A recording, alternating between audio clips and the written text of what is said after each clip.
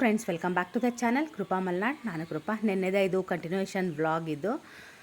ಗುರುವಾರ ಆಗಿತ್ತಲ್ವ, ಬೆಳಗ್ಗೆ ನಿನ್ನೆ ನಾನೇನು ತಿಂದಿರಲಿಲ್ಲ. 12:15 ಆಗಿತ್ತು ಅನಿಸುತ್ತೆ. ಆ ಟೈಮಲ್ಲಿ ನಂಗೆ ತುಂಬ ಹಸಿವು ಆಗ್ತಾಯಿತ್ತು. ಸ್ನಾನನೂ ಆಗಿತ್ತು ನಂದು.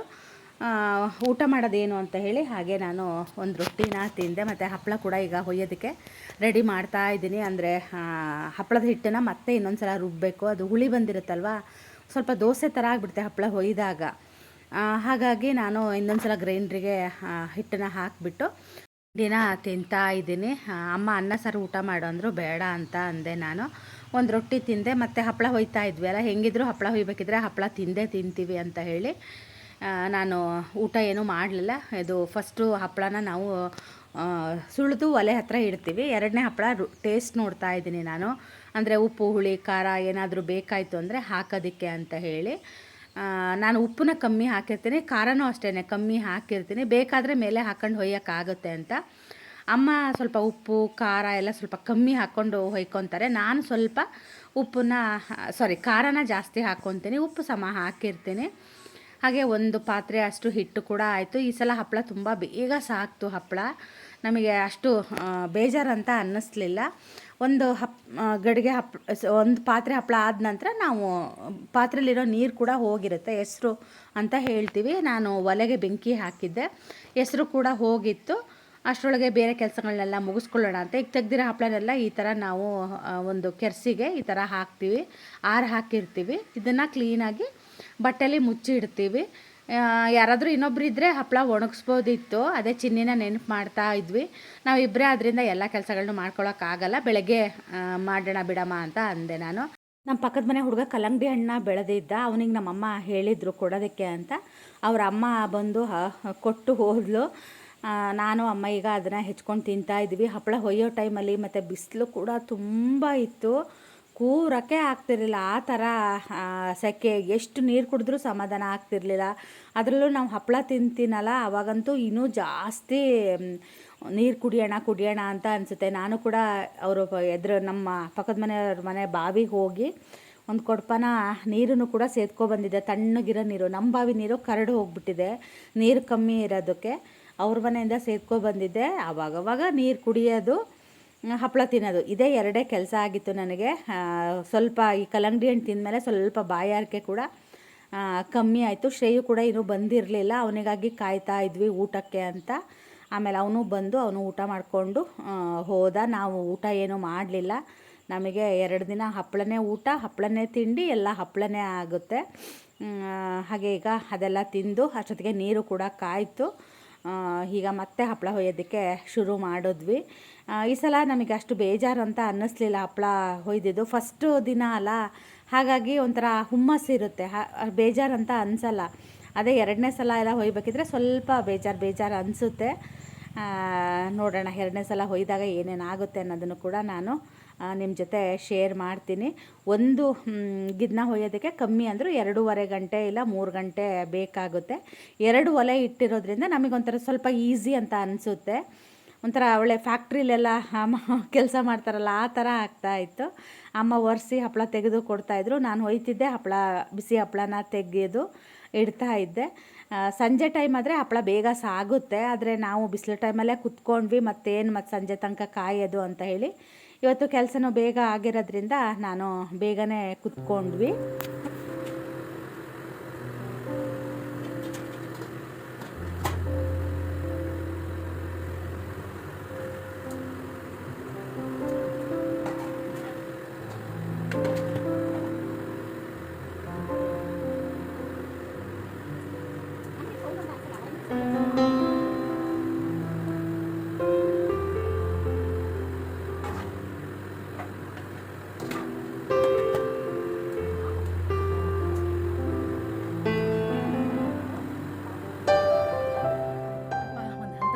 ಕೆಲಸ ಮುಗೀತು. ಕೆಂಪು ಹಪ್ಪಳ ಪೂರ್ತಿ ಹೊಯ್ದಾಯಿತು. ಒಂದು ಸ್ವಲ್ಪ ಹಿಟ್ಟು ಇಟ್ಕೊಂಡಿದ್ದೀನಿ. ನಾನು ನಾಳೆ ಊರಿಗೆ ಹೋಗ್ತೀನಲ್ಲ, ಹಾಗಾಗಿ ಒಂದು ಸ್ವಲ್ಪ ಹೊಯ್ಕೊಂಡು ಹೋಗೋಣ. ಮತ್ತು ಯಾರೂ ತಿಂದಿಲ್ಲ ಇವತ್ತಾರು. ಈರುಳ್ಳಿ ಹಾಕ್ಕೊಂಡು ಮಧ್ಯಾಹ್ನ ಊಟ ಮಾಡ್ತಿದ್ದಕ್ಕೆ ಒಂದು 4 ಹಪ್ಪಳ ತಿಂದ್ವಿ ನಾನು ಅಮ್ಮ. ಶ್ರೇಯನು ಊಟ ಜೊತೆಗೆ ಒಂದು 4 ಹಪ್ಪಳ ತಿಂದ. ಚಿಕ್ಕಪ್ಪನ ಮಗನ ಕರೆದೆ, ಅವನು 1 ಹಪ್ಪಳ ತಿಂದು ನಂಗೆ ಹೊಯ್ದಿಡು ಅಕ್ಕ ಅಂತ ಹೇಳಿದೆ. ಅವನಿಗೆ ಅಲ್ಲಿ ಹೊಯ್ದಿಟ್ಟಿದ್ದೀನಿ, ಇವಾಗ ಬರ್ತಾನೆ ಅವಾಗ ಬರ್ತಾನೆ ಅಂತ. ಅದು ಅಲ್ಲೇ ಕುತ್ಕೊಂಡಿದೆ. ಅಮ್ಮ ಎಮ್ಮೆ ಹೊಡ್ಕೊ ಬರ್ತೀನಿ ಅಂತ ಹೋದರು. ಕತ್ಲೆ ಆಯ್ತಲ್ಲ, 6 ಗಂಟೆಗೆ ಹೋದರು. 6 ಗಂಟೆಗೆ ಬಿಟ್ವಿ, 12:15 ಕುತ್ಕೊಂಡಿದ್ವಿ, 12 ಕಾಲಿಗೆ ಕುತ್ಕೊಂಡಿದ್ವಿ ಅನಿಸುತ್ತೆ. 6 ಗಂಟೆ ತನಕ 6 ಕಾಲು ತನಕ ಆಯಿತು ಹಪ್ಪಳ ಹೊಯ್ಯೋದು. ಇನ್ನೂ ಒಂದು ಅಬ್ರಿ ಇದೆ, ಇನ್ನೂ ಒಂದು 2 hours ಆಗುತ್ತೆ. ಅದಿಷ್ಟು ಹೊಯ್ದರೆ ಅಮ್ಮನ ಹಪ್ಪಳ ಹಾಕಿದ ಕೆಲಸ ಮುಗೀತು. ತುಂಬ ಸಸೂತ್ರವಾಗಿ ನಡೀತು. ಅಂದರೆ ಒಂದು ಸಲ ಏನಾಗಿತ್ತು ಅಂದರೆ ಕರೆಂಟ್ ಇಲ್ಲದೇ ಕಲ್ಲಲ್ಲಿ ರುಬ್ಬಿ ಮಳೆ ಬಂದು ಇಲ್ಲೆಲ್ಲ ನೀರಾಗಿ ಒಳಗೆ ಹೋಗಿ ಹಾಗೆಲ್ಲ ಮಾಡ್ತಾಯಿದ್ವಿ. ಈ ಸಲ ಆ ಥರದ್ದು ಯಾವುದೇ ರೀತಿಯಾಗಿರೋ ತೊಂದರೆ ಆಗಲಿಲ್ಲ ನಮಗೆ. ಆರಾಮಾಗಿ ಹಪ್ಪಳನ ಮಾಡಿದ್ವಿ. ಅದೇ ಒಂದು ಖುಷಿ ಆಯಿತು. ಮಾಡಿದ್ವೋ ಇಲ್ಲೋ ಅನ್ನೋ ಥರ ಆಯಿತು.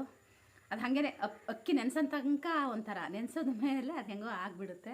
ಹಾಗಾಯಿತು. ಹಪ್ಪಳ ಚೆನ್ನಾಗಾಗಿದ್ದಾವೆ. ಅಮ್ಮಂಗೆ ಅಷ್ಟು ಖಾರ ಬೇಡಂತೆ, ಅದು ಖಾರ ಕಮ್ಮಿ ಹಾಕ್ಕೊಂಡಿದ್ದಾರೆ. ನನಗೆ ಈರುಳ್ಳಿ ಹಪ್ಪಳಕ್ಕಿಂತ ಈ ಥರ ಖಾಲಿ ಹಪ್ಪಳ ಇಷ್ಟ ಆಗುತ್ತೆ. ಈಗ ಅದೇ ಖಾಲಿ ಹಪ್ಪಳ ತಿಂತಾಯಿದ್ದೀನಿ ನಾನು 1-2. ಅಮ್ಮ ಅದೇ ಬಂದವರು ಈರುಳ್ಳಿ ಹೆಚ್ಚಿಕೊಡ್ತೀನಿ, ಆಮೇಲೆ ಇದು ಮಾಡೋಣ ಅಂದರು. ಕ್ಯಾನ್ ತುಂಬಿಸ್ಕೊಂಡೆ. ಒಳಗಡೆ ಅದು ಹಪ್ಪಳ ಅಕ್ಕಿ ತಿರ್ಸಿರ್ತೀವಲ್ವ, ಓಡಾಡ್ತೀವಲ್ಲ, ಇಡೀ ಮನೆ ಗಲೀಜಾಗಿತ್ತು. ಏನೋ ಕಟ್ತಾ ಇಲ್ಲಿ ಮೈ ಅಂತೂ ನೋಡೋ ಹಾಗಿಲ್ಲ. ಹಪ್ಪಳ ಹೊಯ್ದು ನೋಡಿ ಸ್ನಾನ ಮಾಡಬೇಕು. ಅದು ಓಡಾಡಿ ಅಮ್ಮ ಆವಾಗಲ್ಲ ಎಲ್ಲ ಮನೆ ತುಂಬ ಹಿಟ್ಟಿಟ್ಟಾಗಿತ್ತು. ಅದಕ್ಕೆ ಹೋಗಿ ಒರೆಸ್ಕೊಬಂದೆ ಕಸ ಹೊಡೆದವಳು. ಗ್ಯಾಸ್ ಆಫ್ ಮಾಡಿ ಕುತ್ಕೊಂಡಿದ್ದೀನಿ. ಯಾಕೋ ಗ್ಯಾಸ್ ವಾಸನೆ ಬಂದಂಗೆ ಅನ್ನಿಸ್ತಾ ಇದೆ ನನಗೆ. ಮತ್ತು ಹಪ್ಪಳ ಹೊಯ್ಯಕ್ಕೆ ಶುರು ಮಾಡಬೇಕು. ಅದೇ ಒಂದು ಸ್ವಲ್ಪ ರೆಸ್ಟ್ ತೊಗೊಂಡು ಅಮ್ಮ ದೋಸೆ ಅಕ್ಕಿ ಎಲ್ಲ ಇದೆಯಾ ಅದೆಲ್ಲ ತಿರ್ಸ್ಕೊಂಡು ಬರ್ತೀನಿ ಅಂದರು. ಅವರು ತಿರ್ಸ್ತಿರ್ಲಿ, ನಾನು ಒಲೆ ಇಟ್ಕೊಂಡು ಹೊಯ್ತೀನಿ. ಬೇಗ ಮುಗಿದ್ರೆ ಸಾಕು. ಕೈಯೆಲ್ಲ ಬಗ ಅಂತ ಇದೆ ನೋಡಿ. ಕ್ಯಾಮ್ರಾದಲ್ಲಿ ಹಂಗೆ ಕಾಣ್ತಾ ಇಲ್ಲ. ನನ್ನ ಕೈಯೇ ಒಂಥರ ಬಿಳಿ ಆದಂಗೆ ತುಂಬ ಹೊತ್ತು ಕೈ ನೀರಲ್ಲಿರುತ್ತಲ್ಲ. ಆಮೇಲೆ ಬಿಸಿ ಮುಡ್ತೀವಿ, ಉಪ್ಪು ಖಾರ ಹಾಕಿ ಕೈ ಆಡ್ತೀವಲ್ಲ, ಅದಕ್ಕೆ ಕೈ ಬಗ ಅಂತ ಇದೆ. ಯಪ್ಪ ಈ ಹಪ್ಪಳನೂ ಸಾಕು, ಈ ಕಷ್ಟನೂ ಸಾಕು ಅನಿಸುತ್ತೆ. ಆದರೆ ಒಂದು ಸಲ ಮಾಡಿ ಇಟ್ಕೊಂಡ್ರೆ ವರ್ಷ ಪೂರ್ತಿ ಆರಾಮಾಗಿರ್ಬೋದಾ. ನಾವು ವೆಜಿಟೇರಿಯನ್ ಆಗಿರೋದ್ರಿಂದ ನಮಗೆ ಹಪ್ಪಳನೇ ಜೀವ. ಮತ್ತು ನಮ್ಮ ಲಿಂಗಾಯತ್ರಿಗಂತೂ ಹಪ್ಪಳ ಅಂದರೆ ಮುಗ್ದೇ ಹೋಯಿತು. ಹಾಗಾಗಿ ನಂಗೆ ದಿನ 1-2 ಹಪ್ಪಳ ಬೇಕು. ಇವಾಗಲೇ ಸ್ವಲ್ಪ ಕಮ್ಮಿ ಮಾಡಿಬಿಟ್ಟಿದ್ದೀನಿ. ಶ್ರೇಯು ಇದ್ದಾಗಂತೂ ಅವನಿಗೆ ತುಂಬ ಹಪ್ಪಳ ಬೇಕಿತ್ತು. ಹಾಗಾಗಿ ವರ್ಷ ಸ್ವಲ್ಪ ಕಮ್ಮಿ ಮಾಡ್ಕೊತಾ ಇದ್ದೀನಿ. 5 ಗಿದ್ನ 6 ಗಿದ್ನ ಮಾಡ್ಕೊತಿದ್ದೆ. ಹೋದ ವರ್ಷ 6-6.5 ಗಿದ್ನ ಮಾಡ್ಕೊಂಡಿದ್ದೆ. ಈ ವರ್ಷ ಬರೀ 4 ಗಿದ್ನಕ್ಕೆ ಬಂದಿದ್ದೀನಿ. ಅಮ್ಮಂಗೂ ಮುಂದಿನ ವರ್ಷ ನೀನು 4 ಗಿದ್ನ ಹಾಕಮ್ಮ ಅಂದಿದ್ದೀನಿ. ನಮ್ಮಮ್ಮ ಬರೀ ಇವ್ರಿಗೆ ಕೊಡೋದು ಹಂಗೆ ಮಾಡ್ತಾರೆ. ನಾನು ಹಂಗೆ ಮಾಡ್ತಿದ್ದೆ. ಈ ವರ್ಷದಿಂದ ಯಾರಿಗೂ ಕೊಡಬಾರ್ದು ಅಂದ್ಕೊಂಡಿದ್ದೀನಿ. ನಾನು ಕಷ್ಟಪಟ್ಟು ಯಾರಿಗೋ ಕೊಟ್ಟು ಏನು ಲಾಭ ಇದೆ ಅಲ್ವಾ. ಹಾಗಾಗಿ ನಾನು ಈ ವರ್ಷ ಯಾರಿಗೂ ಕೊಡೋಲ್ಲ ಅಂತ. ಎಷ್ಟು ಕಷ್ಟ ಆಗುತ್ತೆ ಗೊತ್ತಾ. 4 ಗಿದ್ನ ನೆನೆಸ್ಕೊಂಡಿದ್ದೀನಿ. ಕಮ್ಮಿ ಹಪ್ಪಳ ಇದ್ದರೆ ಯಾರಿಗೂ ಕೊಡಬೇಕು ಅಂತ ಮನಸ್ಸು ಬರೋಲ್ಲ. ಜಾಸ್ತಿ ಹಪ್ಪಳ ಇದ್ದರೆ ಎಲ್ಲರಿಗೂ ಜಾಸ್ತಿ ಕೊಡೋಣ ಅಂತ ಅನಿಸುತ್ತೆ. ಹಾಗಾಗಿ ಮಾಡೋದೇ ಕಮ್ಮಿ ಮಾಡ್ಕೊಂಬಿಟ್ರೆ ನನಗೂ ಕಷ್ಟ ಆಗೋಲ್ಲ ಅಂತ. ಅದೇ ನಾಳೆ ಬೇರೆ ಊರಿಗೆ ಹೋಗಬೇಕು. ಇದು ನಮ್ಮ ಈಗ ಹೊಯ್ಯೋದು ಬೇಡ ಕಣ, ಬೆಳಗ್ಗೆ ಹೊಯ್ಕೋ ಅಂತ ಅಂದ್ಯಾರ. ಹಾಗಾಗಿ ಇಷ್ಟು ಇಟ್ಟಿರ್ತೀನಿ. ಈಗ ಇದು ಅಮ್ಮನೂ ತಿಂದಿಲ್ಲ. ಈರುಳ್ಳಿ ಎಲ್ಲ ಹಾಕ್ಕೊಂಡು ಕಾಫಿನೋ ಟೀನೋ ಮಾಡ್ತಾರಲ್ಲ, ಅವಾಗ ಒಂಚೂರು ತಿಂತೀನಿ. ನಂಗೆ ಖಾಲಿ ಹಪ್ಪಳ ಇಷ್ಟ ಆಗುತ್ತೆ. ಹಾಗಾಗಿ ಇದನ್ನೇ ತಿಂತಾಯಿದ್ದೀನಿ. ಪಾತ್ರೆ ತೊಳೆ ಅಂದರು. ಯಪ್ಪ ಪಾತ್ರೆ ತೊಳೆಯೋಕ್ಕಾಗಲ್ಲ, ಬೆಳಗ್ಗೆ ಎದ್ದು ಬೇಗ ತೊಳಿತೀನಿ.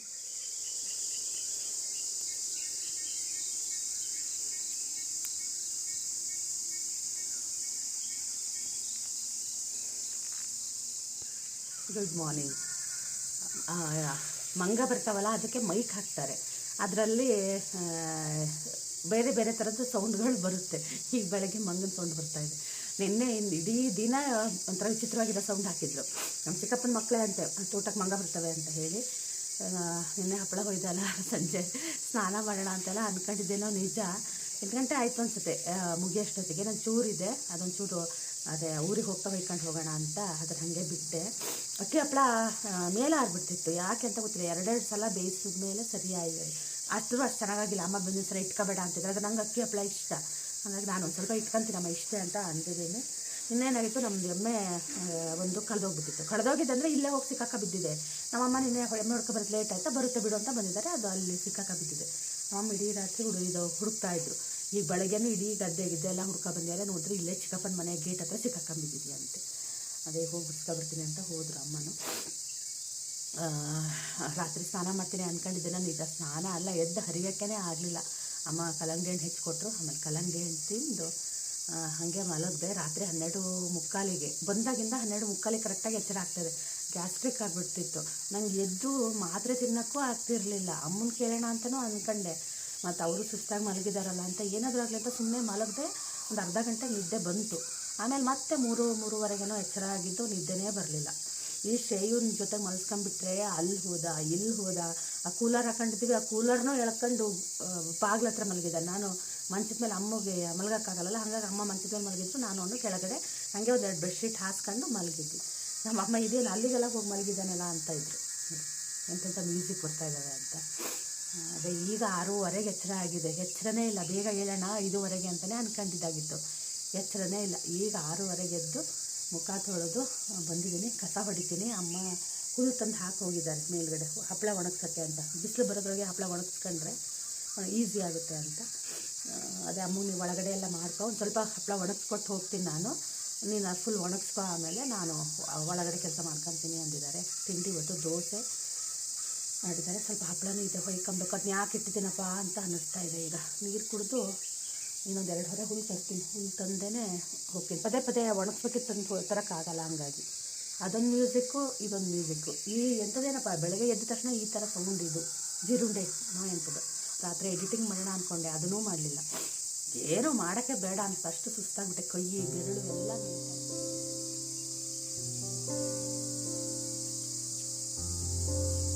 ಚನ ಚನ.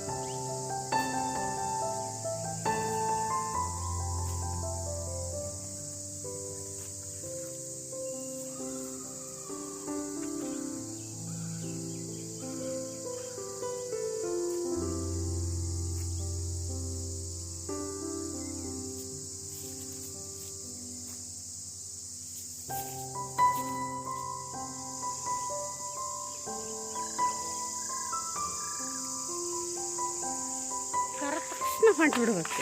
ಬಂದೆ ನಾನು ಚೂರಿತ್ತಲ್ಲ ಹೊರಗಡೆ ತಗೊಬರಮ್ಮ ಅಂತ ಅಂದೆ. ಮುಖದ ಹತ್ರ ದಪ್ಪ ಆದಂಗೆ ಹಾಕ್ಬಿಟ್ಟಿದೆ.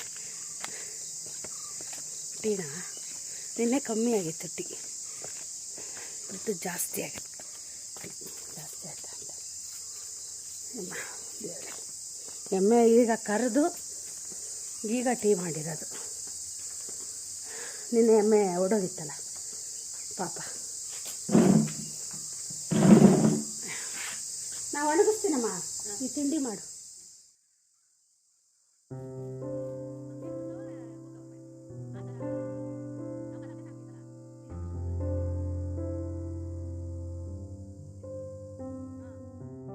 ಒಂದು ಸ್ವಲ್ಪ ಹಪ್ಪಳ ಒಣಗಿಸ್ಕೊಟ್ಟು ಹೋದರು. ಆಮೇಲೆ ನಾನೊಬ್ಬಳೇ ಒಣಗಿಸ್ದೆ. ಈ ಸಲ ಇಷ್ಟೇ ಹಪ್ಪಳ, ತುಂಬ ಹಪ್ಪಳ ಮಾಡ್ತಾಯಿದ್ವಿ ನಾವು. ಕಾಲು ಭಾಗ ಹಪ್ಪಳ ಇದ್ದಂಗಿದೆ. ಈ ಟೆರೆಸ್ ಪೂರ್ತಿ ತುಂಬ್ತಾ ಇತ್ತು. ಇದಿಷ್ಟು ತುಂಬ್ತಾಯಿತ್ತು, ಅಷ್ಟು ಹಪ್ಪಳನ ನಾವು ಮಾಡ್ತಾಯಿದ್ವಿ. ಈ ಸಲ ಇಷ್ಟೇ ಹಪ್ಪಳ. ನೆಕ್ಸ್ಟ್ ಇಯರ್ ಇದಕ್ಕಿಂತನೂ ಕಮ್ಮಿ ಮಾಡೋಣ ಅಂತ ಅಂದ್ಕೊಂಡಿದ್ದೀವಿ. ಬಿಳಿ ಹಪ್ಪಳನೇ ಒಂದು ಸ್ವಲ್ಪ ಜಾಸ್ತಿ ಕಂಡಂಗೆ ಕಾಣಿಸ್ತಾ ಇದೆ. ನನಗೆ ಈ ಸಲ ಹಪ್ಪಳ ಮಾಡಿದವೋ ಇಲ್ವೋ ಅನ್ನೋಷ್ಟು ಕಮ್ಮಿ ಹಪ್ಪಳ ಇದೆ. ಹಾಗೆ ಅಮ್ಮನ ಅಕ್ಕ ಒಂದು ಸ್ವಲ್ಪ ಜಡೆ ಈರುಳ್ಳಿ ಕೊಟ್ಟು ಕಳಿಸಿದ್ರು. ಇದು ಸಿಹಿ ಇರುತ್ತೆ, ನಾವು ಚಟ್ನಿ ಪುಡಿ ಜೊತೆಗೆ ಹಸಿ ಈರುಳ್ಳಿ ತಿಂತೀವಲ್ವ, ಅದಕ್ಕೆ ಚೆನ್ನಾಗಿರುತ್ತೆ. ಅಮ್ಮ ನೀನೇ ಒಯ್ಯಿ ಅಂತ ಹೇಳಿದ್ರು. ಅವ್ರು ವರ್ಷ ತೊಗೊತಾರೆ, ಆವಾಗ ಕೊಡ್ತಾರೆ. ಯಾವಾಗಲೂ ನಾನೇ ಒಯ್ಯೋದಾಗುತ್ತೆ. ಅಮ್ಮ ಸ್ವಲ್ಪ ಅದನ್ನು ಕಮ್ಮಿ ತಿಂತಾರೆ, ಹಾಗಾಗಿ ಕಮ್ಮಿ ಅಲ್ಲ, ನಾವು ಜಾಸ್ತಿ ತಿಂತೀವಿ ಅಂತ ನೀನೇ ಒಯ್ಯಿ ಅಂತ ಹೇಳ್ತಾರೆ. ಹಾಗೆ ಹಪ್ಪಳ ಎಲ್ಲ ಒಣಗಿಸಿ ಆಯಿತು. ಇವಾಗ ಪಾತ್ರೆ ತೊಳೆಯೋಣ ಅಂತ ತೊಳಿತಾ ಇದ್ದೀನಿ. ನೆನ್ನೆ ಪಾತ್ರೆ ಏನೂ ತೊಳೆದಿರಲಿಲ್ಲ ರಾತ್ರಿ. ಹಪ್ಪಳ ಮಾಡಿದಾಗ ತುಂಬ ಪಾತ್ರೆಗಳಾಗ್ಬಿಡುತ್ತೆ. ಅದೆಲ್ಲ ನಾನು ಇಲ್ಲಿ ಇಟ್ಕೊಂಡಿಲ್ಲ. ಫಸ್ಟು ಈ ಪಾತ್ರೆಗಳು ಸಣ್ಣವನ್ನೆಲ್ಲ ತೊಳೆದ್ಬಿಟ್ಟು ಆನಂತರ ದೊಡ್ಡ ದೊಡ್ಡ ಪಾತ್ರೆಗಳೆಲ್ಲ ಇದ್ದಾವೆ, ಅದನ್ನು ತೊಳೆಯೋಣ ಅಂತ ಅಂದ್ಕೊಂಡಿದ್ದೀನಿ. ಇವತ್ತು ರೇಣುಕಕ್ಕ ಬರ್ತಾಳೋ ಇಲ್ವೋ ಅನ್ನೋದು ನಂಗೆ ಗೊತ್ತಿಲ್ಲ. ಆಮೇಲೆ ನಾನೀಗ ಹಪ್ಪಳ ಎಲ್ಲ ಒಣಗಿಸಿ ತೆಗೆದವಳು ಊರಿಗೆ ಕೂಡ ಹೋಗಬೇಕು. ಆ ವ್ಲಾಗ್ ಹೋಗೋ ವ್ಲಾಗನ್ನು ನಾಳೆ ವಿಡಿಯೋದಲ್ಲಿ ನಿಮಗೆ ಸೇರಿಸ್ತೀನಿ. ಹಾಗಾಗಿನೇ ಸ್ವಲ್ಪ ಬೇಗ ಬೇಗ ಕೆಲಸಗಳನ್ನ ಕೂಡ ಮಾಡ್ಕೊತೀನಿ. ಒಂದು ಅರ್ಧ ಗಂಟೆ ಮಲಗೆದ್ದು ಸ್ವಲ್ಪ ರೆಸ್ಟ್ ತೊಗೊಳ್ಳೋಣ ಅಂತ ಹೇಳಿ. ಅದು ತುಂಬ ಹೊತ್ತು ಕುತ್ಕೊಂಡು ಹೋಯ್ದಿರ್ತೀವಲ್ಲ, ತುಂಬ ಮೈ ಕೈ ಎಲ್ಲ ನೋವು ಬಂದುಬಿಟ್ಟಿರುತ್ತೆ. ಮತ್ತು ನಾನು ಕಟ್ಟೆ ಮೇಲೆ ಕುತ್ಕೊಳ್ಳೋದ್ರಿಂದ ಕಾಲು ಕೆಳಗೆ ಇಟ್ಕೊಂಡಿರ್ತೀನಲ್ಲ, ನನ್ನ ಕಾಲೆಲ್ಲ ಸ್ವಲ್ಪ ದಪ್ಪಾದಂಗೆ ಆಗಿಬಿಟ್ಟಿತ್ತು ನೆನ್ನೆ.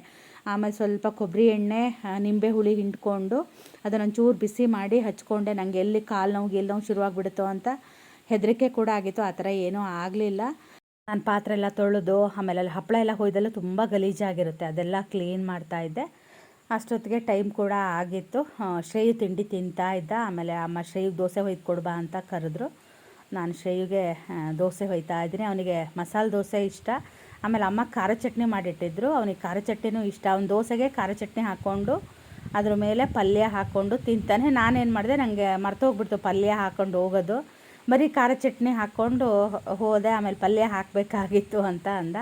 ಆಮೇಲೆ ನೆಕ್ಸ್ಟ್ ದೋಸೆ ಎಲ್ಲ ಮಧ್ಯ ಪಲ್ಯ ಇಟ್ಟೆ ಕೊಟ್ಟೆ. ದೋಸೆ ಮಾತ್ರ ನಿಜ ಹೇಳ್ತೀನಿ ಎಷ್ಟು ಚೆನ್ನಾಗಿತ್ತು ಗೊತ್ತಾ. ಮತ್ತು ಅಲ್ಲಿ ಬೆಣ್ಣೆ ಕೂಡ ತುಂಬ ಫ್ರೆಶ್ ಆಗಿರುತ್ತಲ್ವ, ಹಾಗಾಗಿ ಆ ಬೆಣ್ಣೆ ಘಮನೇ ಅಷ್ಟು ಚೆನ್ನಾಗಿ ಇರುತ್ತೆ. ಇವತ್ತು ದೋಸೆ ತುಂಬಾ ಚೆನ್ನಾಗಾಗಿತ್ತು. ಪಲ್ಯನೂ ಅಷ್ಟೇ ತುಂಬ ಚೆನ್ನಾಗಾಗಿತ್ತು. ನನಗೇನು ಗೊತ್ತಾ, ನನ್ನ ಕೈ ರುಚಿ ತಿಂದು ತಿಂದು ಬೇಜಾರಾಗಿತ್ತಲ್ವ, ಹಾಗಾಗಿ ಯಾರು ಬೇರೆಯವ್ರು ಮಾಡಿದಾಗ ನನಗೆ ತುಂಬ ರುಚಿ ಅಂತ ಅನಿಸುತ್ತೆ. ಇಲ್ಲ, ದೋಸೆ ಮಾತ್ರ ತುಂಬ ಚೆನ್ನಾಗಾಗಿತ್ತು. ಪಲ್ಯ, ದೋಸೆ, ಚಟ್ನಿ ಎಲ್ಲದೂ ಅಷ್ಟೇ. ನನಗೆ ಕೈಯಲ್ಲಿ ರುಬ್ಬಿರೋ ಚಟ್ನಿ ತಿನ್ನಬೇಕು ಅಂತ ಅನಿಸಿತ್ತು. ಆದರೆ ಇವತ್ತು ಕೈಯಲ್ಲಿ ರುಬ್ಬಷ್ಟೆಲ್ಲ ನಮ್ಮ ಹತ್ರ ಶಕ್ತಿ ಇರಲಿಲ್ಲ, ಹಾಗಾಗಿ ಮಿಕ್ಸಿಲೇ ತಿರ್ಸಿದ್ವಿ. ಅವಾಗೆಲ್ಲ ಆದರೆ ಕೈಯಲ್ಲಿ ರುಬ್ಬಿನೇ ನಾನು ದೋಸೆನ ತಿಂತಾಯಿದ್ದೆ. ನಾನು ಬಂದಾಗಿಂದ ಊಟ ತಿಂಡಿ ಎಲ್ಲ ಹೊರಗಡೆನೇ. ಎಂಥ ಸೆಕೆ ಇದೆ ಅಂದರೆ ಅಪ್ಪ, ಕೂರೋಕ್ಕಾಗಲ್ಲ, ನಿಲ್ಲಕ್ಕಾಗಲ್ಲ. ನೆನ್ನೆ ಅಂತೂ ಆ ಥರ ಆಗ್ತಾಯಿತ್ತು, ಉರಿ ಸಂಕಟ ಆ ಥರ ಎಲ್ಲ ಆಗ್ತಾಯಿತ್ತು. ನಮ್ಮ ಶ್ರೇಯು ಅಂತೂ ದೊಡ್ಡ ಟಿ ವಿ ಹಚ್ಕೊಂಡಿರ್ತಾನೆ. ನಾವು ಮಾತಾಡಿದ್ದು ಕೇಳಲ್ಲ, ಅವನು ಮಾತಾಡಿದ್ದು ನಮಗೆ ಕೇಳಲ್ಲ, ಹಾಗಾಗುತ್ತೆ. ನಾನು ಅದಕ್ಕೆ ಸವಾಸ ಬೇಡ ಅಂತ ಹೊರಗಡೆ ಬಂದು ಕೂತ್ಕೊಂಡೆ. ಅದೇ ಅವನಿಗೆ ಬೈತಾ ಇದ್ದೆ, ಸ್ವಲ್ಪ ಟಿ ವಿ ಸಣ್ಣ ಮಾಡ್ಕೊಳ್ಳೋ, ಮನೇಲಿ ಇರಬೇಕೋ ಬೇಡವೋ ಅಂತ ನಾನು ಬೈತಾ ಇದ್ದೆ. ಎಲ್ಲ ಕೆಲಸ ಮುಗಿಯೋಷ್ಟೊತ್ತಿಗೆ ಹಪ್ಪಳ ಕೂಡ ಒಣಗಿತ್ತು. ಮತ್ತು ತುಂಬ ಹಪ್ಪಳನ ಒಣಗಿಸ್ಬಾರ್ದು, ಒಂದು ಸ್ವಲ್ಪ ಹಸಿ ಅಂತ ಹೇಳ್ತಾರೆ, ಅಷ್ಟು ಹಸಿ ಇದ್ದಾಗಲೇ ಹಪ್ಪಳನ ತೆಗಿಬೇಕು. ಯಾಕಂದರೆ ಟೆರೆಸ್ ಮನೆ ಆಗಿರೋದ್ರಿಂದ ಅಲ್ಲಿ ಮನೆಯಲ್ಲೂ ಕೂಡ ತುಂಬ ಕಾವಿರುತ್ತೆ, ಹಾಗಾಗಿ ಅದಕ್ಕೂ ಹಪ್ಪಳ ಒಣಗುತ್ತೆ. ಅದಕ್ಕೇ ನಾವು ಸ್ವಲ್ಪ ಒಣಗಿದೆ ಅನ್ನೋ ಟೈಮಲ್ಲಿ ಕರೆಕ್ಟ್ ನಾನು 12 ಗಂಟೆಗೆ ಹಪ್ಪಳನ ತೆಗಿತಾ, 12 ಗಂಟೆನೂ ಆಗಿರಲಿಲ್ಲ, ಬೇಗನೆ ತೆಗಿತಾ ಇದ್ದೀನಿ. ಎಂಥ ಬಿಸಿಲಿತ್ತಂದರೆ ತಲೆ ಮೇಲೆ ನಾನು ತಣ್ಣಗಿರೋ ಟವಲ್ಲು, ನೀರಲ್ಲಿ ಅದ್ಕೊಂಡು ಟವಲ್ನ ಅದನ್ನು ಹಾಕ್ಕೊಂಡು ತೆಗಿತಾ ಇದ್ದೀನಿ, ಬಿಸಿಲು ಹೊಡಿಬಾರ್ದು ಅಂತ ಹೇಳಿ. ಎಲ್ಲಾದರೂ ಹಾಗೆ ತೆಗೆದ್ರೆ ತಲೆಯೆಲ್ಲ ತಿರುಗಿ ಅಲ್ಲೇ ಎಚ್ಚದಪ್ಪಿ ಬೀಳೋದೆ, ಅಷ್ಟು ಬಿಸಿಲಿತ್ತು. ಮತ್ತು ಅದು ಟೆರಸಿಗೆ ಬಿಸಿಲು ಬಿದ್ದು ಮುಖ ಕೊಡಿಯುತ್ತಲ್ವ, ಆವಾಗಂತೂ ಕಣ್ಣೇ ಕಾಣಲ್ಲ, ಆ ಥರ ಆಗ್ತಾಯಿತ್ತು. ನಾವು ಅವಾಗೆಲ್ಲ ಸಣ್ಣವ್ರು ಹಪ್ಪಳ ಕಾಯೋಕ್ಕೆ ಅಂತ ಹೇಳಿ ನಮ್ಮನ್ನ ಕೂರಿಸೋರು. ಆವಾಗ ತುಂಬ ಕಾಗೆಗಳು ಇತ್ತು. ನಾವು ಕಾಗೆಗಳು ತಿಂದಿದ್ದಕ್ಕಿಂತನೂ ಕಾಯೋರು ಹಪ್ಪಳ ತಿನ್ನೋದೇ ಜಾಸ್ತಿ ಆಗ್ತಾಯಿತ್ತು. ಮತ್ತು ಅವಾಗೇನು ಗೊತ್ತಾ, ಹಪ್ಪಳ ಅಂದರೆ ಒಂಥರ ಸಂಭ್ರಮ. ಅವಾಗೆಲ್ಲ ನಾವೆಲ್ಲ ಇವಾಗ ಯಾವಾಗ ಬೇಕೋ ಅವಾಗೆಲ್ಲ ಹಪ್ಪಳ ಮಾಡ್ಕೊಂಡು ತಿಂತೀವಲ್ವ, ಅವಾಗೆಲ್ಲ ಆ ಥರ ಮಾಡ್ತಿರ್ಲಿಲ್ಲ ನಮ್ಮಮ್ಮರೆಲ್ಲ. ಅವ್ರಿಗೆ ಅವ್ರದ್ದೇ ಆಗಿರೋ ಕೆಲಸಗಳು ಅಷ್ಟು ಇರ್ತಾಯಿತ್ತಲ್ವ, ಅವಾಗ ಮಾಡ್ತಿರ್ಲಿಲ್ಲ. ಇವಾಗ ಹಾಗಲ್ಲ, ಹಸಿ ಹಪ್ಪಳ ತಿನ್ನಬೇಕು ಅಂದರೆ ಸಾಕು, ಯಾವಾಗ ಬೇಕೋ ಆವಾಗ ನಾವು ಮಾಡ್ಕೊಂಡು ತಿಂತೀವಿ. ಆವಾಗ ಅದೊಂದು ಟೈಮಲ್ಲಿ ಮಾತ್ರ ತಿಂತಿದ್ವಲ್ಲ, ಹಾಗಾಗಿ ಅದು ಹೇಳಬಾರ್ದು ಬಿಡಿ. ಒಂದು 3-4 ದಿನ ನಾವು ಊಟ ತಿಂಡಿ ಬಿಟ್ಟು ಬರೀ ಹಪ್ಪಳದಲ್ಲೇ ಇರ್ತಾಯಿದ್ವಿ. ನಮಗೆ ಹಪ್ಪಳ ಅಂದರೆ ಒಂಥರ ಸಂಭ್ರಮ ಥರ ಆಗ್ತಾಯಿತ್ತು. ಹಪ್ಪಳ ಕಾಯೋದು, ಹಪ್ಪಳ ಒಣಗಿಸೋದು, ಅದೇ ಒಂದು ಚೆನ್ನಾಗಿ ಆಗ್ತಾಯಿತ್ತು. ಈ ವರ್ಷದ ಹಪ್ಪಳ ಇಷ್ಟ ಆಗಿದೆ. ಹೆಡ್ಗೆ ಹಾಳಾಗಿಬಿಟ್ಟಿತ್ತಂತೆ, ಹಾಗಾಗಿ ಬುಟ್ಟಿಲಿ ತುಂಬಿದೆ. ಇಲ್ಲಾಂದರೆ 5 ಹೆಡ್ಗೆ ಆಗುತ್ತೆ. 5 ಗಿದ್ನ ಅಂದರೆ 5 ಹೆಡ್ಗೆ ಕರೆಕ್ಟು, ನಮಗೆ ಅದೊಂದು ಅಂದಾಜು ಸಿಕ್ಬಿಡುತ್ತೆ. ಆದರೆ ಎಷ್ಟು ಹಪ್ಪಳ ಆಗ್ತವೆ ಏನು ಅಂತ ಗೊತ್ತಿಲ್ಲ. ಇಷ್ಟು ಹಪ್ಪಳ ಈ ವರ್ಷದ್ದು ಆಗಿದೆ. ವರ್ಷದಿ ಸಾಕಾದಂಗೆ ಆಯಿತು. ಬಂದೊಳ್ಳೆ ನೀರು ಕುಡಿದೆ, ಟವಲ್ಲು ಇಟ್ಕೊಂಡಿದ್ದೆ ಅಲ್ಲ, ಶೇಂಗಾ ಮಾರಕ್ಕೆ ಬಂದರು. ಶೇಂಗಾ ತಗೊಳ್ಳೋಣ ಅಂತ ಕೆಳಗೆ ಬಂದ್ವಾ, ಟವಲ್ ಇಲ್ಲೇ ಬಿಟ್ಟು ಹೋಗ್ಬಿಟ್ಟೆ ಲಾಸ್ಟಿಗೆ. 1-2 ಹೆಡ್ಗೆ ತುಂಬಷ್ಟೊತ್ತಿಗೆ. ಶೇಂಗಾ ಎಷ್ಟು ಮೋಸ ಅಂದರೆ 1/4 kg ಮೋಸ ಮಾಡ್ತಾಯಿದ್ರು ಅಮ್ಮಗೆ ನನಗೆ ಸೇರಿ. ನನಗೆ ಯಾಕೋ ತಲೆ ತಿರುಗ್ದಂಗೆ ಆಗ್ತಾಯಿತ್ತು. ಬಿಸಿಲಿಗೆ ಎಂಥ ಬಿಸಿಲಿದೆ ಅಂದರೆ, ಏನೋ ಹಪ್ಪಳ ಹೊಯ್ಯೋದೊಂದು ಸ್ವಲ್ಪ ಇದೆ. ಕೈಗೆಲ್ಲ ಇದನ್ನ ಹಚ್ಕೊಂಡು ಹೋಗಿದ್ದೆ, ಅಕ್ಕಿ ಹಿಟ್ಟು, ಅದು ಶೇವಿಗೆ ಒಂದು ಸ್ವಲ್ಪ ಫೇಸ್ ಪ್ಯಾಕ್ ಮಾಡಿದ್ನ ಅದನ್ನೇ ನನಗೆ ಅಮ್ಮಂಗೆ ಎಲ್ಲರಿಗೂ ಮಾಡ್ಕೊಂಡಿದ್ವಿ. ನಮ್ಮಮ್ಮ ಮಾಡಿಟ್ಟಿದ್ದಾರೆ, ಇಡೀ ಊರು ಜನ ಹಚ್ಕೋಬೋದು ಅಷ್ಟು ಕಲಸಿ ಇಟ್ಕೊಂಡಿದ್ದಾರೆ. ಅದನ್ನು ಫ್ರಿಜ್ಜಾಗಿ ಇಟ್ಕೊಂಡು ನಾಳೆನೂ ಹಚ್ಕೊಂತಾರಂತೆ. ಯಪ್ಪ ನಮ್ಮಮ್ಮಂದು ನಮ್ಮಮ್ಮನ ಐಡಿಯಾನೋ ಅಪ್ಪ ಎಷ್ಟು ಮೇವು ತರದೋದೆ ನೋಡಿ. ಸ್ನಾನ ಮಾಡೋದಿಲ್ಲ, ಒಂದು ಸ್ವಲ್ಪ ಹಪ್ಪಳ ಹೊಯ್ಕೊಂಡು ನಮ್ಮ ಮನೆಯವರಿಗೆ. ನನಗೆ ಈಗ ಅದೇ ಅನ್ನಿಸ್ತೈತಿ, ಯಾಕಾದರೂ ಹಿಟ್ಟು ಇಟ್ಕೊಂಡ ಅಂತ. ನಿನ್ನೆ ಹೊಯ್ದಿದ್ದು ಒಂದು ಅರ್ಧ ಗಂಟೆಲಿ ಆಗೋಗಿರೋದು. ಈಗ ಮತ್ತೆ ಒಂದು ಅರ್ಧ ಗಂಟೆ ಕುತ್ಕೋಬೇಕು. ಅಮ್ಮದೇ ನಾನು ಬರ್ತೀನಿ ಅಂತಿದ್ದಾರೆ, ಅದಕ್ಕೆ ಅವ್ರನ್ನೆಲ್ಲ ಒರೆಸ್ಕೊಂಡ್ಲಿ ಅಂತ ಕಾಯ್ತಾಯಿದ್ದೀನಿ. ಕಲ್ಲಂಗಡಿ ಹಣ್ಣಿದೆ, ಅದನ್ನಾರು ತಿಂತೀನಿ. ಆಗ್ತಾಯಿಲ್ಲ ನನಗೆ ತಡ್ಕೊಳಕ್ಕೆ, ಆ ಥರ ಬಿಸಿಲಿದೆ. ಯಪ್ಪ.